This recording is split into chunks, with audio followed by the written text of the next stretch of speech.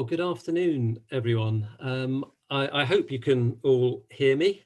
I'm David Coombe. I'm Director of LSE Research and Innovation at LSE, and I am delighted to see so many people joining us throughout this festival and on this session.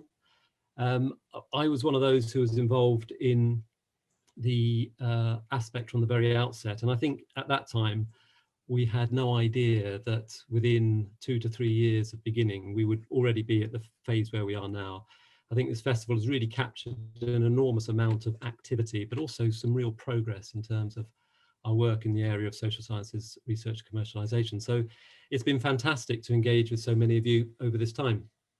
I am aware that this is the sort of traditional graveyard slot, the sort of after lunch low sugar level point. So we're going to try to keep things moving fairly quickly, and we do want to get your engagement as much as possible. So we will be having Q&A at the end of the second half of the session. In fact, that's the real focus. The presentations are really just to help whet our appetite for that. And we really want to focus on the issues that you want to discuss. So that's going to be the attempt, what we're going to try to do. Equally, very happy if any of you want to just keep a low profile and just listen in, that's fine too. So we'll be dictated very much by what you want to get out of this session. So we're going to begin with our three speakers. We've lost Leah a couple of times already due to power cuts, so we're very much hoping we don't lose her again, but we have got a backup plan if that happens, and she will be speaking first, so hopefully we'll get in there before she goes. But before I hand over to them, let me just say, by way of introduction, a few words and to contextualize some of this. So some of you will have been at Tony Walker's equivalent session, intercommunity session, this time yesterday, where he addressed, or the panel addressed, a number of the challenges that Aspect identified from the very outset, the whole difficulties in developing and nurturing and maintaining a ecosystem, to use a word that Julia rightly says needs to be avoided, but I can't think of a better one, the ecosystem for commercialization. The issues to do with the culture of the academic community, engagement with business, the investment communities, these sorts of things. But he also emphasized the importance of the professional services in supporting this ecosystem. And that's what we're going to be focusing on today. So there's been successive government reports over decades now that have emphasized the importance of the tech transfer community in UK higher education in maintaining the route from research to market for commercialization. And of course, that is what connecting capability funding that Research England has given us is all about, is connecting capability, the capability of our tech transfer offices primarily. So that's going to be our focus today. We're not looking just at the tech transfer office. We're looking at the broader professional services support for the broader innovation ecosystem. So that includes very much student entrepreneurship and business engagement. So that's what we're going to be doing. I'm going to just very briefly introduce our three speakers and then hand over to Leah, who's going to speak first. So Leah, delighted to have you with us. Leah is Senior Knowledge Exchange Officer at the University of Oxford, and she's speaking on behalf really of the entrepreneurship community of practice within Aspect. Chris joins us from the University of York, where he is the Social Sciences Research Impact Manager, and he represents a business engagement community of practice. And then my own colleague, David, who is the first and inaugural Head of Innovation at the LSE, who is speaking on behalf of the research commercialization community. Just before I hand over to Leah, let me just say that at the outset of Aspect, when we identified the challenges that we wanted to address, we had some idea of where the solutions might lie and some idea of the sorts of experiments and pilot work that we wanted to do to build social sciences commercialization. What I don't think any of us had really appreciated is just how central student entrepreneurship would be to that ecosystem.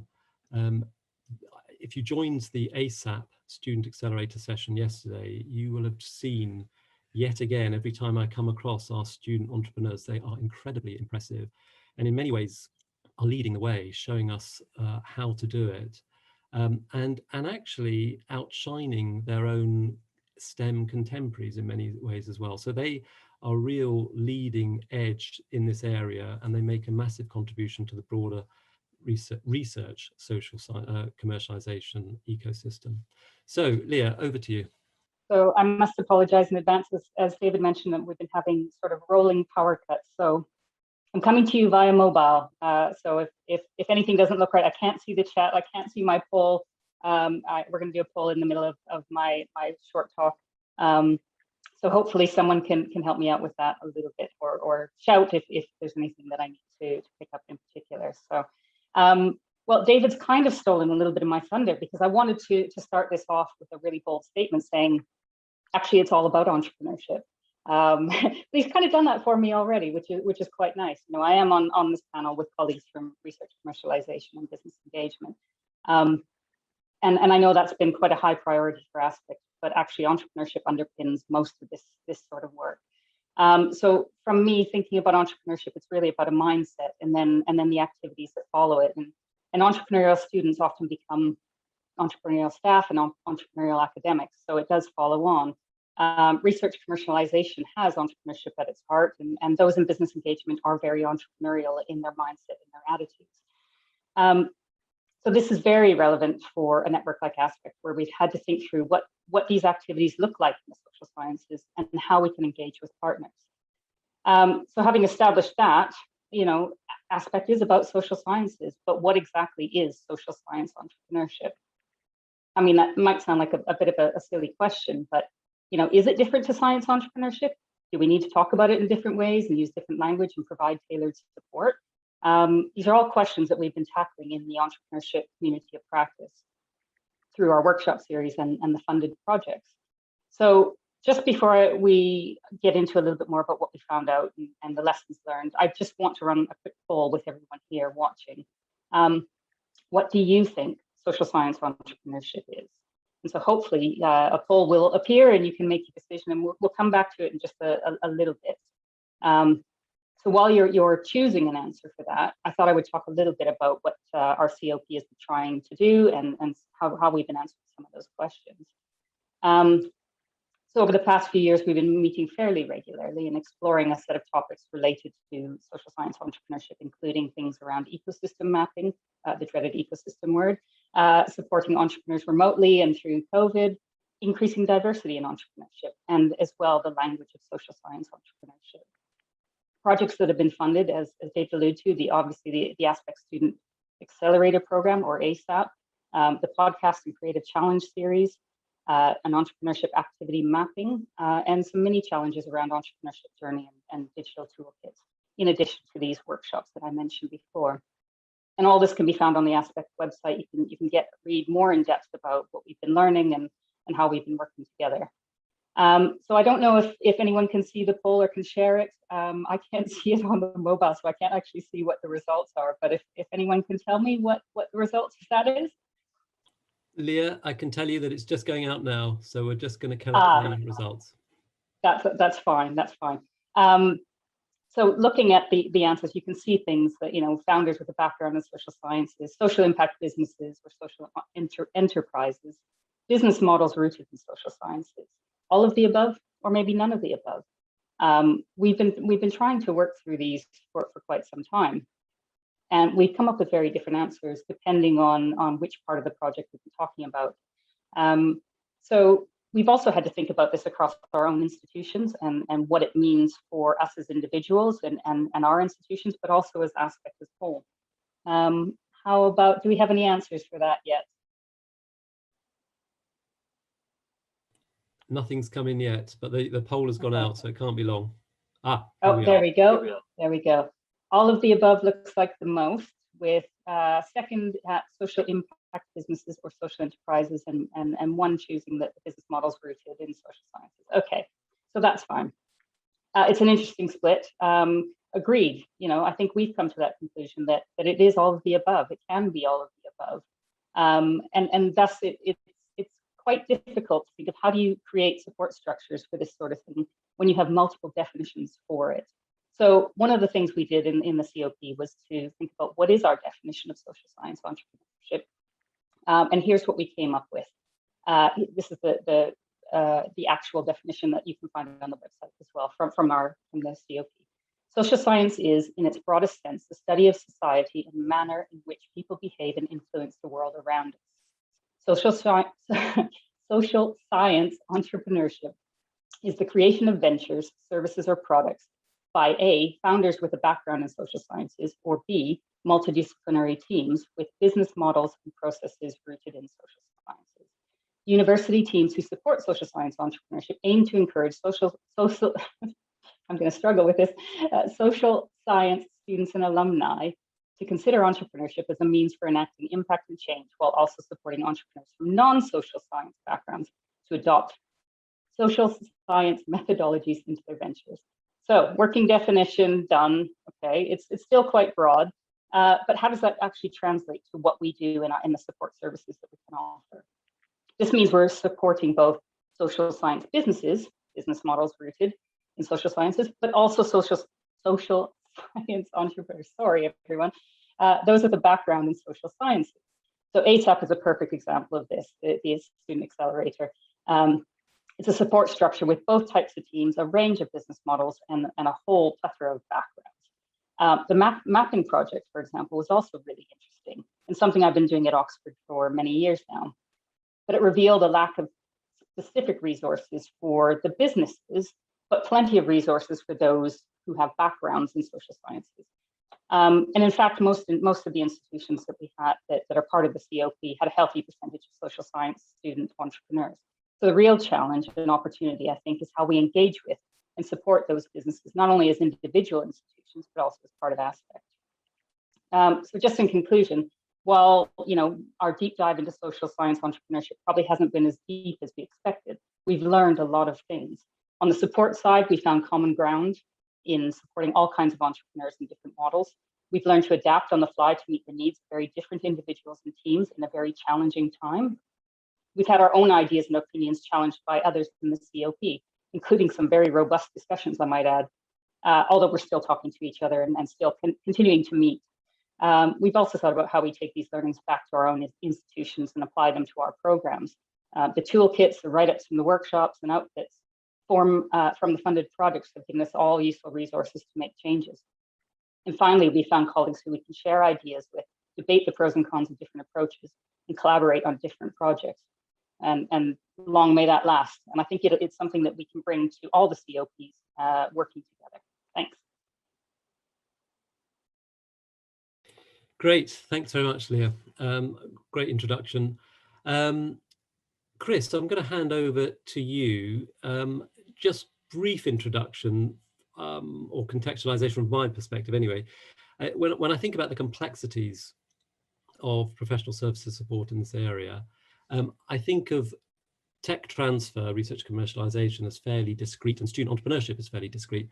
Business engagement as really quite diverse and even more complex in the sense that it's supported by a number of units across universities. So I'm expecting you to tell us just how complex and difficult this is, but over to you. Thanks, David. Yes, I think I'm probably going to add to the general confusion here.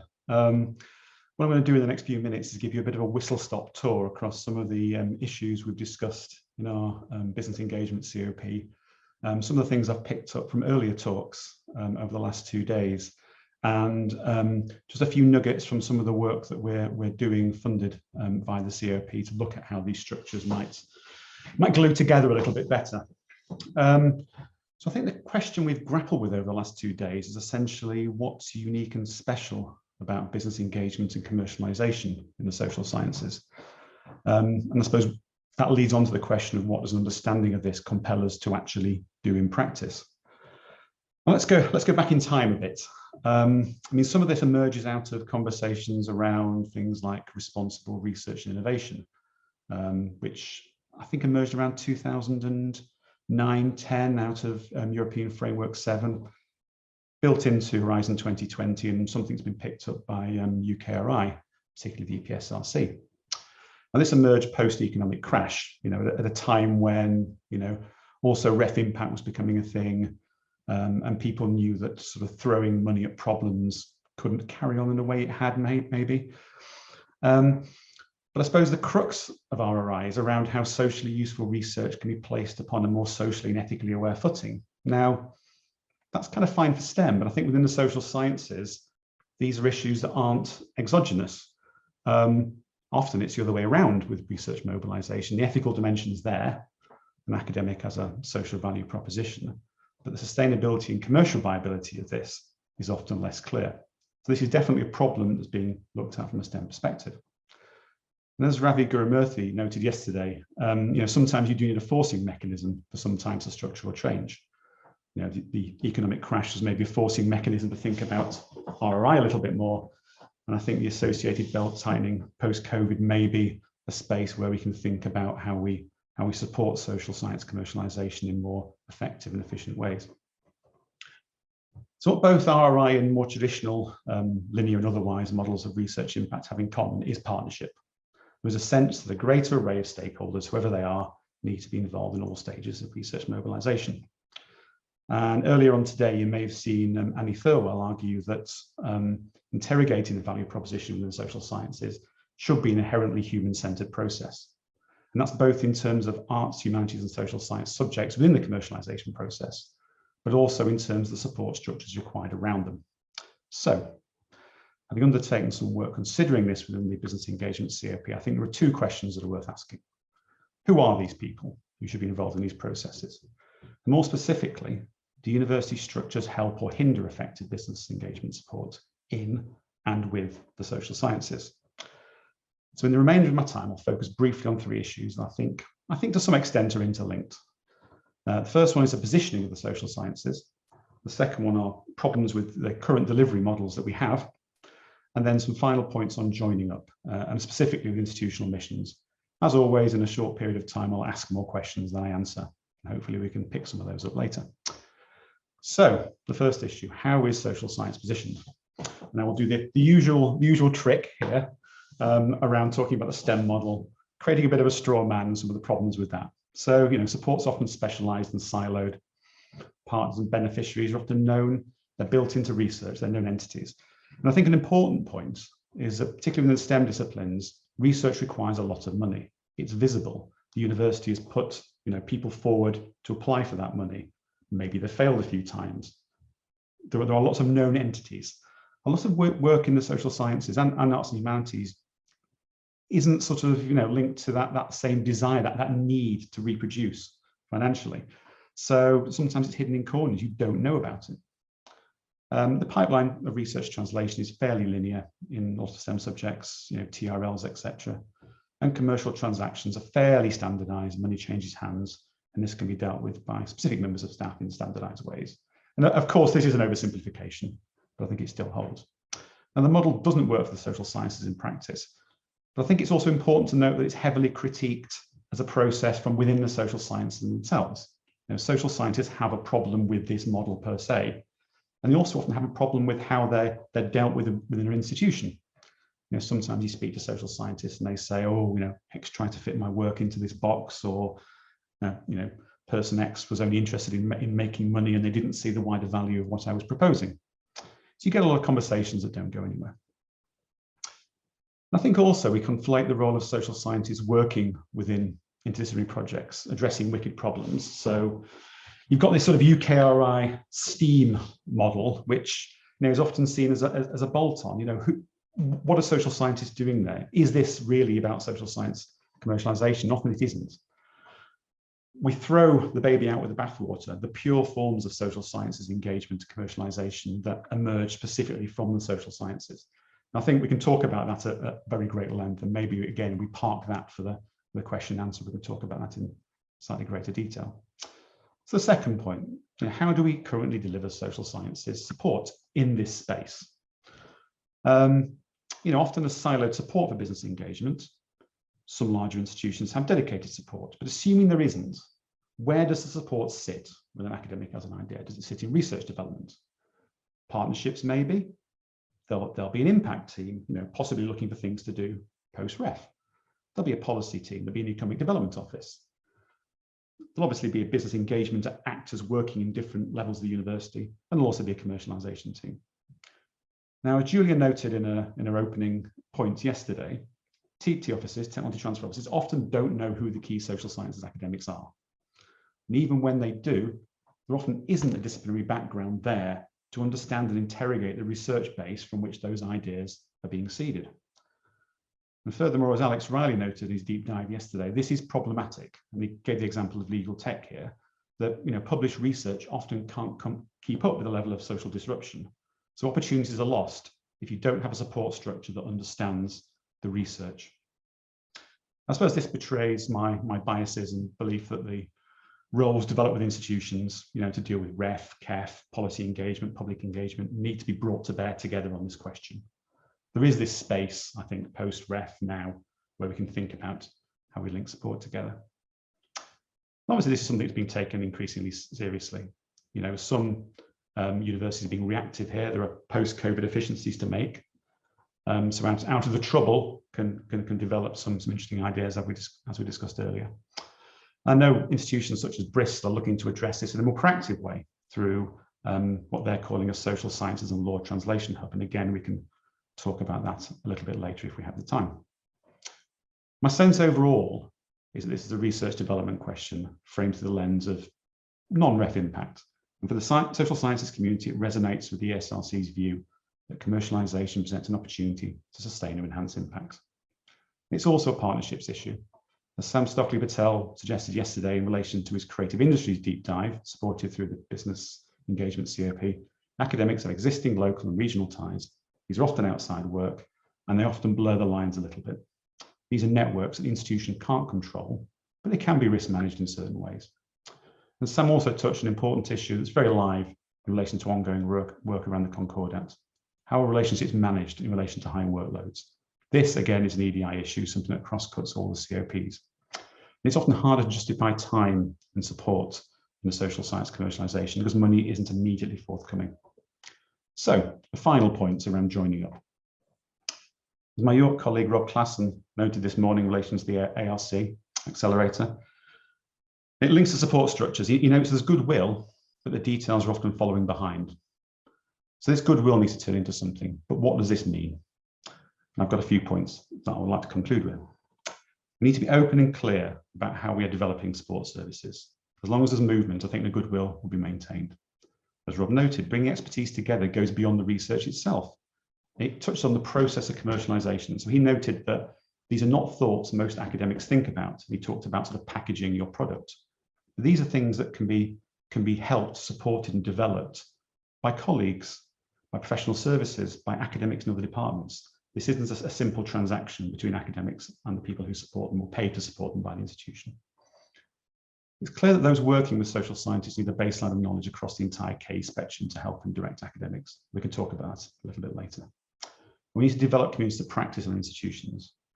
So as David I noted this morning, in STEM you have labs, groups, reserve army of PhD students, dedicated managers, entrepreneurs in residence, etc. You often don't have that ecosystem in the social sciences.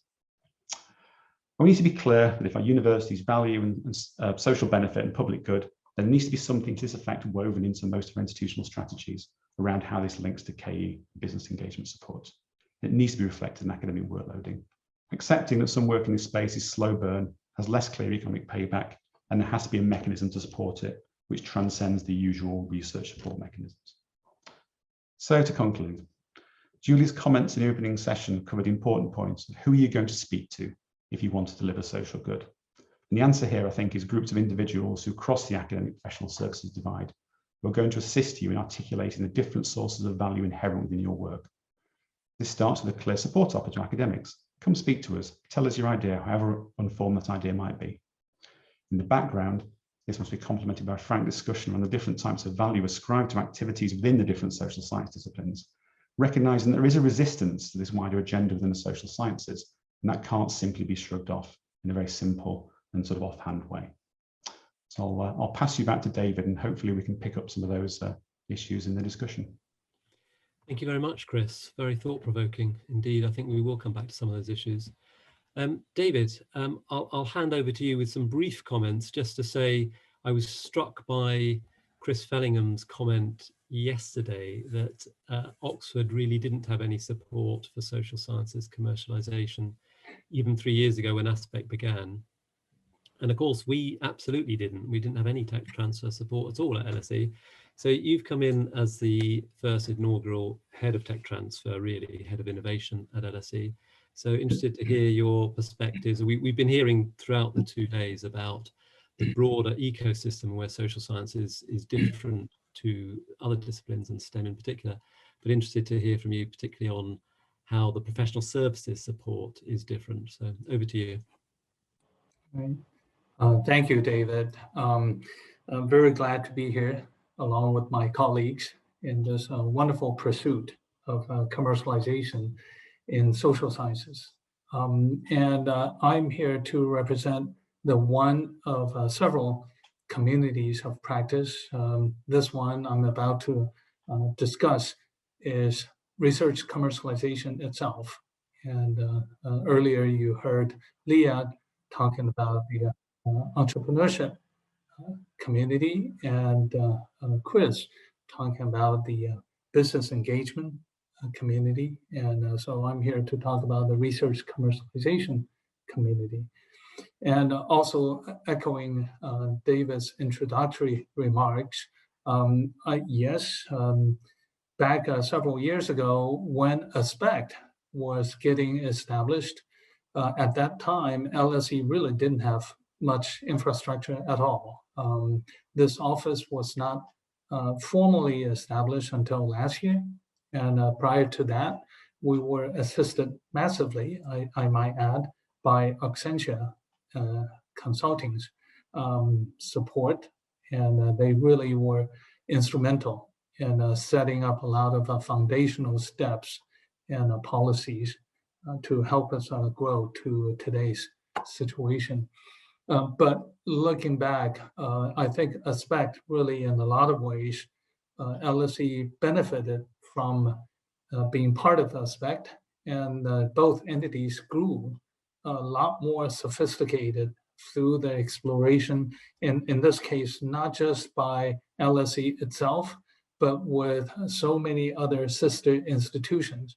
And I think that collectively, we all see very, very similar pain points, very similar structural process issues or internal procedure issues or organizational conflicts or interplay, if you will.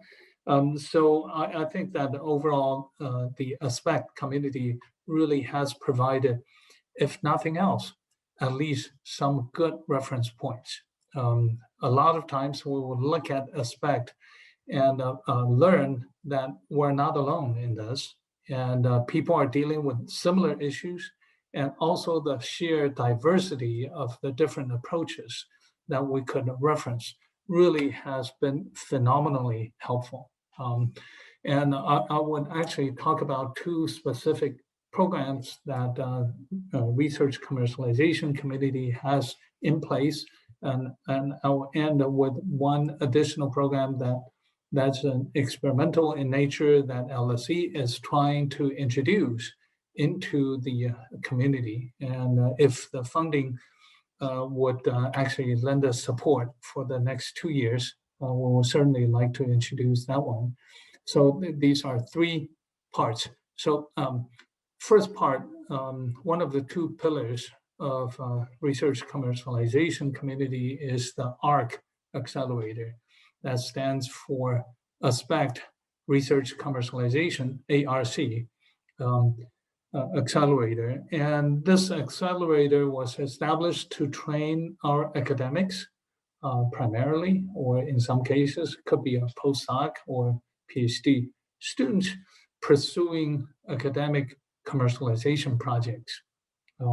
And it is a recognition, out of the recognition that oftentimes the academic participants in our community in social sciences, they really don't have the kind of a peer support or peer experience that they could draw upon, like in the STEM area.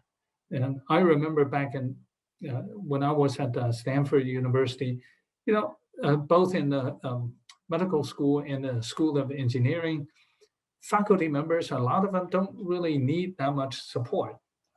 They actually have a lot of their colleagues who have already gone through this entrepreneurial process and very, very successfully, I might add. So there's a lot of informal and sometimes formal support. Both schools, engineering and medicine, have their own programs and structures. And therefore, the tech transfer office really didn't have to spend not nearly as much time as we do. But when we look at this, the non-STEM, or in our case, we call it SHAPE, that's social sciences and humanities and arts to benefit people and society. That's a SHAPE initiative. In other words, non-STEM initiative. Our academics really have very few role models for them to go borrow the expertise and experience. And therefore, there really is a very urgent need to get them up to speed about the entrepreneurial journey and what it is, all the missing skill sets that they need to have. And this is, I remember Leah mentioned the keyword skill set, and this is very much in need in our space. So I'm very happy to report that in our second cohort, which is about to get wrapped up now, we have 15 very successful teams ongoing, and out of which 2 are from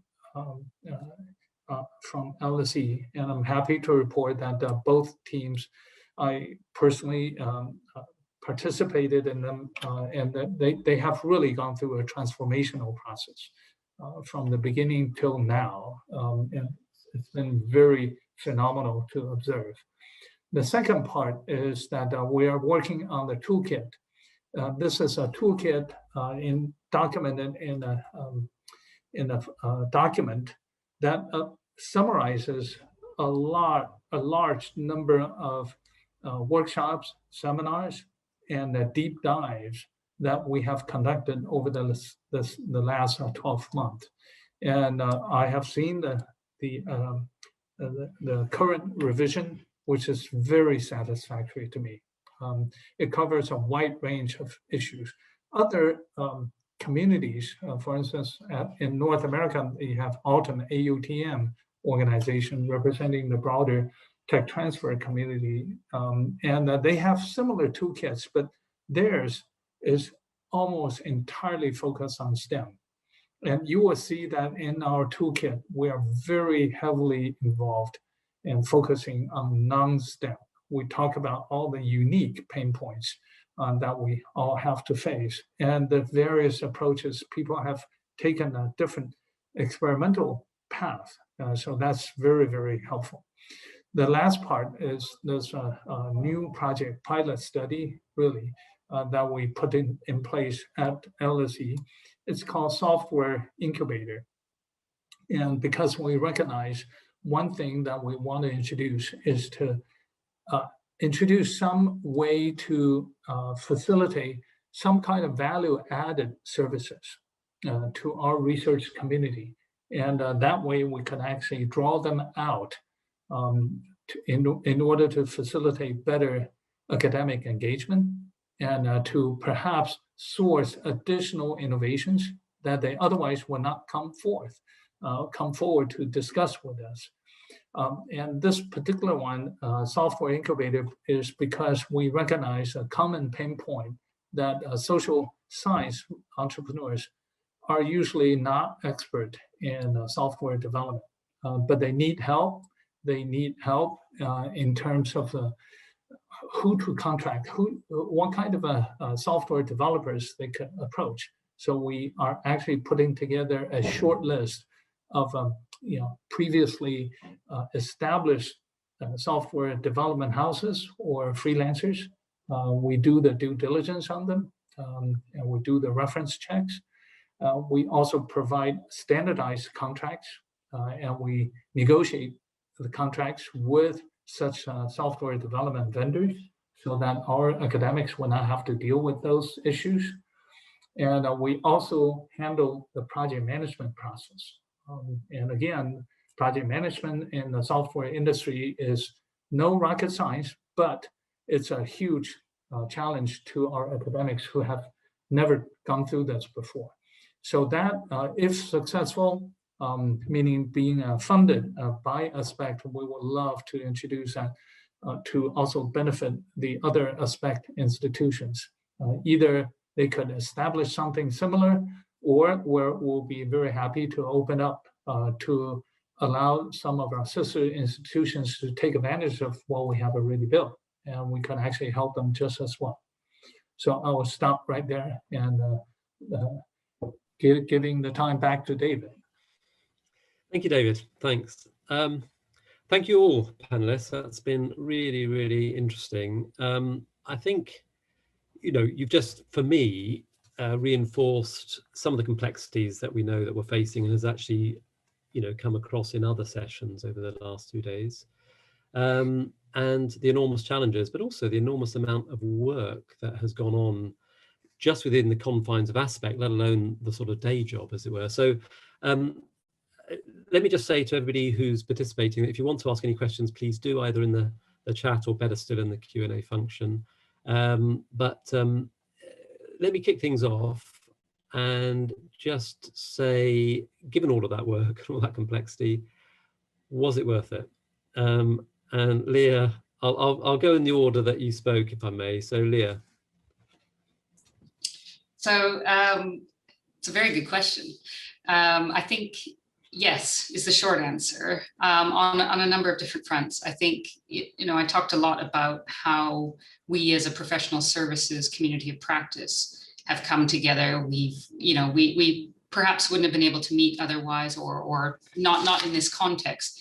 And for the majority of us, thinking specifically about social sciences has been quite different, because most of us do not deal specifically with social sciences. We're very broad as an entrepreneurship COP. Most of us deal with the student population as a whole. Maybe most of the students that we work with are more around STEM or perhaps from the business school. So coming together to think specifically about how do we support those with those backgrounds has been quite challenging, actually.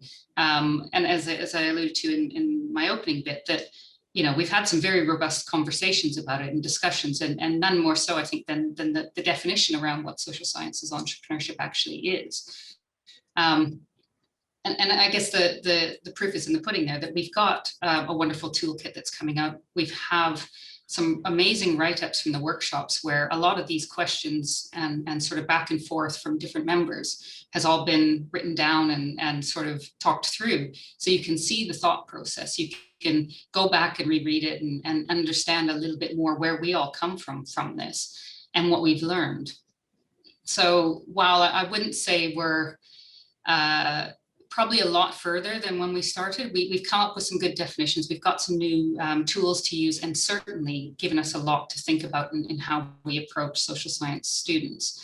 I think probably if you look at the progress for commercialization or business engagement, it may look like more. But being that most of us are not social scientists in our group or have a focus on social science, I think we've done quite well. And, you know, I'm really looking forward to seeing what happens as we continue the COP and going forward. So yeah, it's been a really great partnership with Aspect. Great, good to hear that. And you just reminded me, Leah, that actually you're the only one of the four of us presenting, as it were, who is engaged beyond social sciences in your own area. And there isn't enough time, but I would love to at some time speak with you to find out more about how that works and how STEM in your area crowds out social science, or how the extent to which that is changing because of Aspect, and how many of the partners are really engaging in that way. So hold that for another time. Chris, has it been worth it? I think so. I mean, Leah makes some very good points. I think it's the combination of directed activity and reflection, and you can see how the reflection within the COP has then had effects on some of the deep dive activity that's been undertaken. And I don't think, you know, the reflections are no good on their own. I mean, I'm an impact manager by day, And ever since I've started doing this, how many years ago, you know, you always go back to these slightly sort of anodyne conversations about what is impact and what is knowledge exchange, and you know, they can go around forever and ever. I think the other value, really is it's given different voices a chance to sort of maybe work with people they're not massively comfortable working with in the first instance. You know, it is getting people out of their boxes. And I think, you know, part of my talk is you do need to get those people out of their boxes, and there are several ways of doing it. There are soft ways of doing it like this. Well, you know, Aspect is kind of one of the only games in town to do this kind of thing, therefore people are going to want to be involved. And then I think at the other extreme, there's some of the sort of hard forcing that universities are going to ultimately have to do eventually around bringing support services together. And at least, you know, when you've got an evidence base coming out of Aspect that certain things have worked quite well, you're not just doing that as a leap of faith. You can point to different examples in other institutions, and you can point to some of the conversations you've had within the COP and things that haven't worked as well. So I think this is a very valuable space, and I think even, you know, whatever the future holds for Aspect, keeping the space going, you know, even if people have to start using their own money from different institutions to run things, either, you know, as a group or maybe bilaterally, it is a valuable thing, because there isn't really a space that looks like this at the moment in the sort of wider ecosystem. Interesting. Thank you, Chris. David. Yeah, I think it's definitely worth it in several different ways. First of all, I will say that looking back, I'm very happy to report that we are seeing the early signs of some critical mass being kind of organized in two different areas. One is our internal academics. We begin to see several very up and coming academics, leaders in the commercialization space, and they're very enthusiastic. They work with our office really, really well, and they meet with us all the time. We're spending a lot of time with them, and we have also seen their transformation from the early days of just having a very vague notion of, yeah, I think there is a market for this. I don't know how to address it. I don't know how to approach this. Can you guys help? Until today, I mean, we could see them doing the pitches, and they are confident. They are really, really well prepared to answer questions from potential investors. And that's such a huge difference. And therefore, I think that in the near future, when other faculty members and academics want to ask a question, is there anybody that I could talk to who is at least a half a step ahead of me? Our answer will be yes. There are several that you could choose from. And by the way, they're all in your similar field of research space. They're not like from some kind of a drug development or some kind of rocket science STEM area that you cannot relate to. These are your colleagues. So I think that kind of a critical mass of an ecosystem is absolutely necessary. So I think that is one thing we could definitely point to as a rather tangible result of our cultivation over the last several years.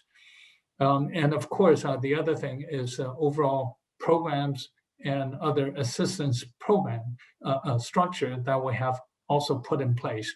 We now have, very clear, it could be clear all the time, IP policy, and we also have specific steps for people who have questions about IP policy. Who do they go to ask questions, and at what stage do we need to become involved in resolving those issues? And we also have, like I said, both the ARC accelerator, and internally we have our own Lean Launchpad learning platform to allow academics and students as well to learn on their own. So there have been much more tangible assistance program in place. Overall, I would definitely say the answer to your question is yes. We believe that we have, categorically advanced our state of commercialization to the next stage. And it's also a very sustainable stage. Thank you. Well, I'm delighted all three panelists agree it has been worth it. I don't know what I would have said if you said no, but that's great. David, while you've got the mic, Sheena's asked an interesting question. I don't know if you can see it in the Q&A, and I think it's primarily addressed at you. I mean, just if I could contextualize this to make sure I've understood the question, and Sheena, please come in if I don't get it quite right. But Aspect itself, one of its findings in its first learning report, not so many months ago, confirmed what I think we all expected to be the case, which is that we can, within the social sciences, use traditional, conventional STEM approaches to commercialization as a foundation for social sciences commercialization, but it's not sufficient. We need to build and have bespoke approaches. It's a similar sort of point, I think. Have the STEM IP commercialization teams and academics in our universities shown any interest and willingness to support, advise, and perhaps leapfrog some of the process problems that has been referred to? And Sheena is coming in on screen. I think, Sheena, do you want to say anything on that? Sure. Hi, I don't know if I have screen, but I hope you can hear me. Thank you very much. I was just interested if there was any allyship from STEM colleagues, really, and whether there were processes that you could even improve on behalf of social sciences. So, yeah, thank you. Yeah. Thank you. David, do you want to start? Sure.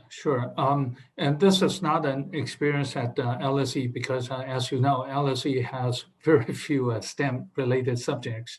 But broadly speaking, yes, we have certainly seen other STEM schools within their TTO structure. They have seen certainly the kind of a cross participation or support. Give you one very simple example, which is almost like cheating a little bit.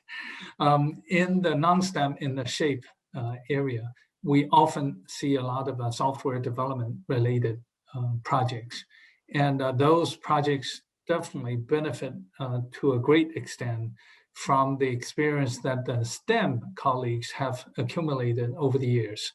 So we don't have to actually struggle in the dark and reinvent the wheel all the time. And we can actually learn from what they have already done.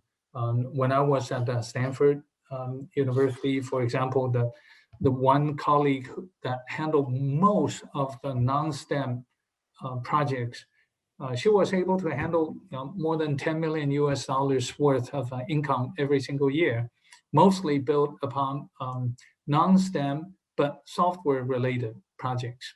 And clearly, there's a lot of benefits from building these little bridges between the two.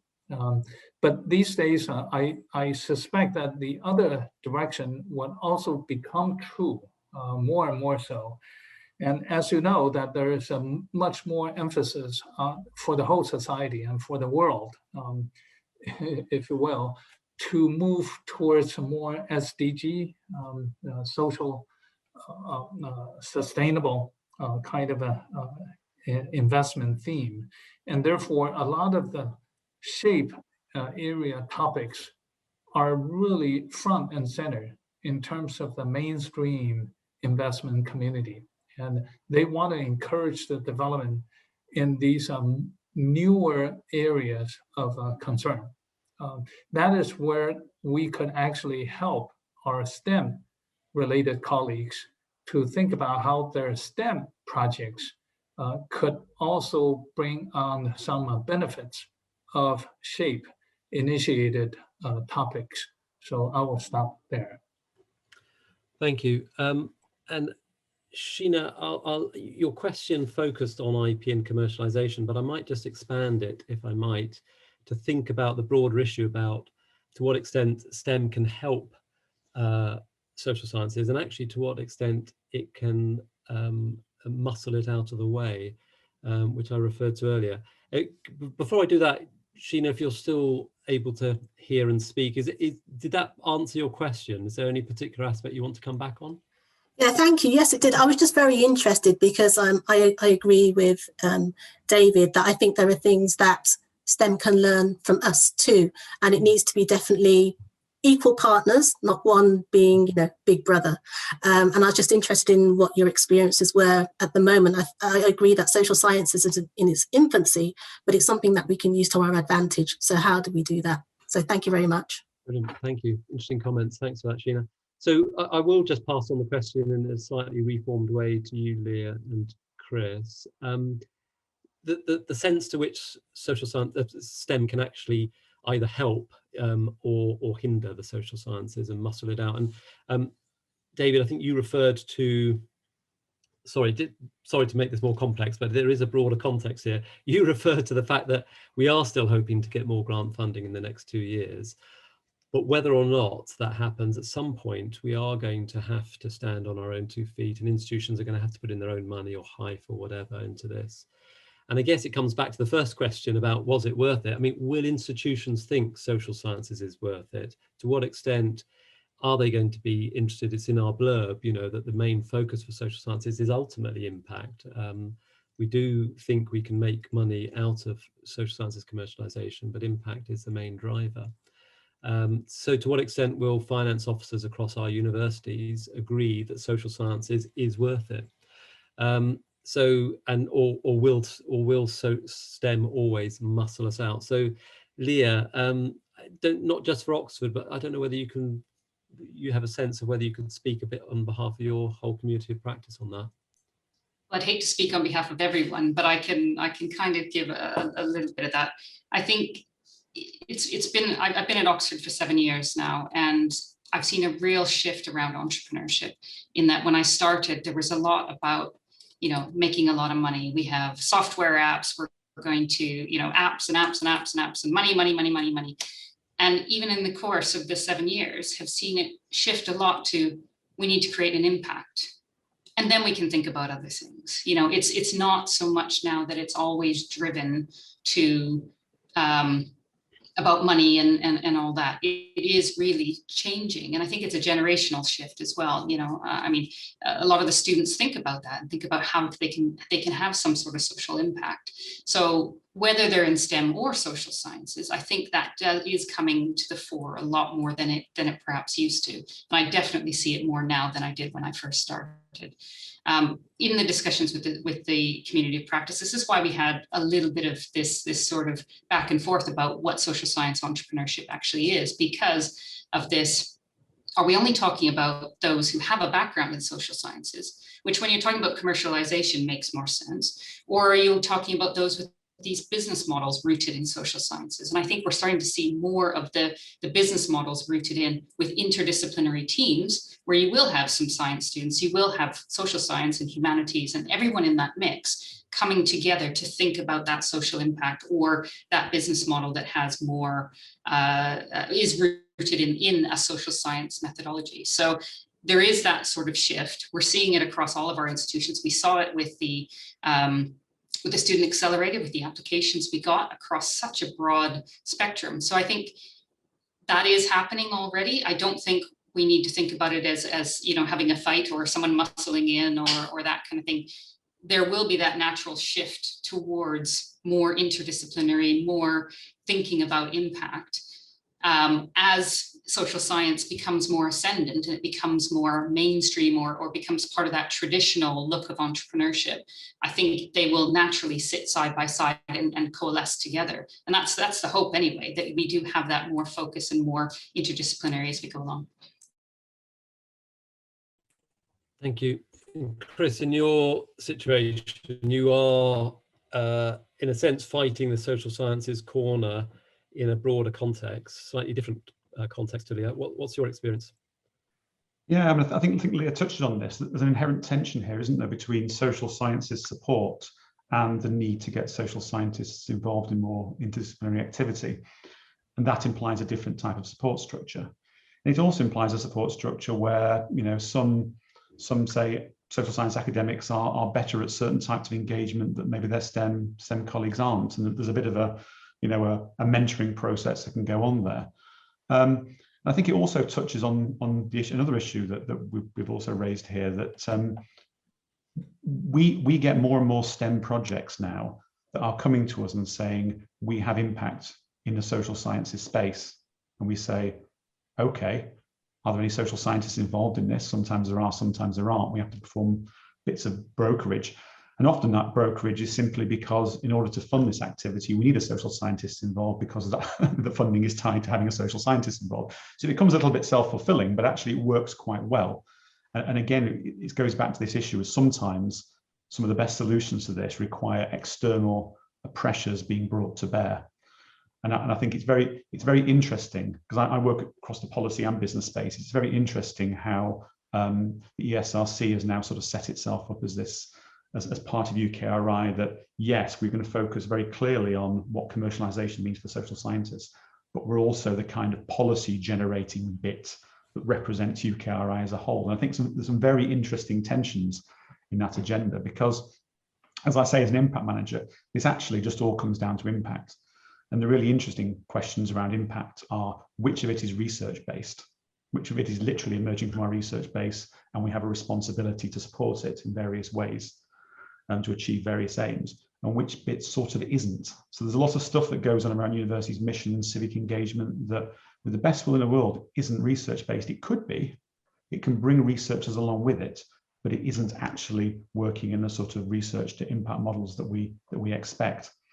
And we're having a lot of conversations at the moment around that, because most of the funding for developing some of this work doesn't really let you do things in the absence of a research base.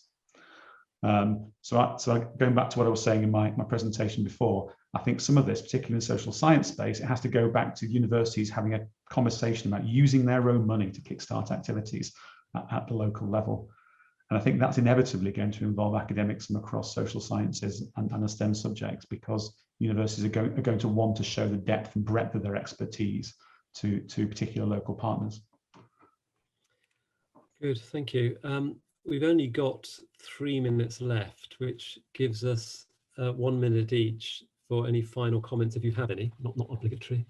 And I guess we haven't had a chance, I'm afraid, to even scratch the surface of some of the issues you raised, Chris, earlier.